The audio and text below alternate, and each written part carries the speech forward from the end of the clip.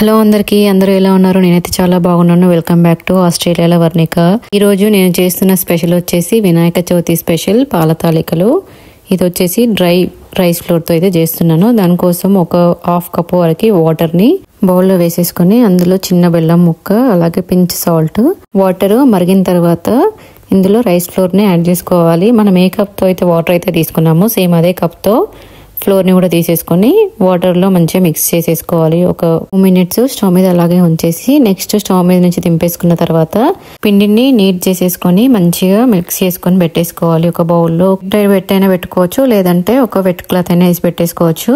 Next బెల్లం అయితే melt చేసుకొని అయితే పెట్టుకుంటున్నాను. దానికోసం ఏ కప్ తో అయితే తీసుకున్నామో సేమ్ అదే క్వాంటిటీ అయినా తీసుకోవచ్చు, కొంచెం తక్కువగా అయినా తీసుకోవచ్చు. బెల్లము మునిగేంత వరకు వాటర్ యాడ్ చేసేసుకొని మరిగించేసుకోవాలి మిక్స్ చేసుకుంటూ. బెల్లం పాకం రావాల్సిన అవసరం లేదు, జస్ట్ మెల్ట్ అయితే సరిపోతుంది. నెక్స్ట్ ఒక 1 స్పూన్ గీ యాడ్ చేసుకొని నట్స్ అయితే యాడ్ చేసుకొని ఫ్రై చేసుకోవాలి. వాటి కోసం నేనైతే క్యాష్యూస్ అండ్ కిస్మిస్ అయితే తీసుకొని ఫ్రై చేసుకుంటున్నాను. అది ఫ్రై అయిపోయిన తర్వాత బౌల్లోకి ట్రాన్స్ఫర్ చేసేసుకోవాలి. నట్స్ తీసేసిన ప్యాన్ లోనే మిల్క్ అయితే యాడ్ చేస్తున్నాను. దానిలో అయితే నేను ఒక 1/2 లీటర్ కంటే కొంచెం ఎక్కువగా మిల్క్ అయితే యాడ్ చేసేసుకొని వెయిట్ చేస్తున్నాను. పాలు వేడి అయ్యేలోపు తాలికలను అయితే ప్రిపేర్ చేసుకుందాము. దానికోసము ఇందాక ప్రిపేర్ చేసుకున్న డౌలో నుంచి చిన్న చిన్న బాల్స్ తీసుకొని ఎత్తుకి గీ అప్లై చేసుకొని ఇలా చేసేసుకోవాలి.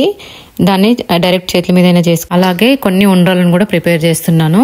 క్విక్ గా తాలికలు ప్రిపేర్ చేసుకోవడానికి అయితే నేను మురుకుల పౌడర్ని యూజ్ చేసేసి దానికి ముందుగా గీ అప్లై చేసి పిండిని అయితే పెట్టేసి తాలికలను అయితే ఒత్తేసుకున్నాను.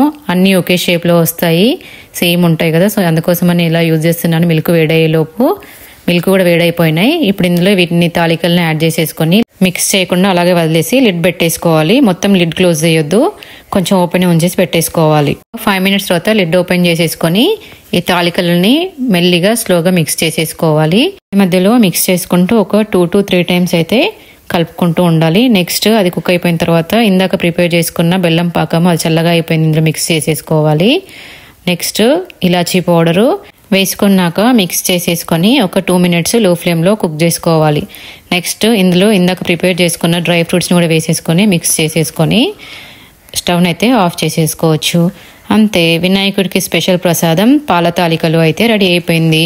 ఇంకా వీడియో నచ్చితే లైక్, షేర్, సబ్స్క్రైబ్ చేయడం అయితే మర్చిపోవద్దు. బాయ్.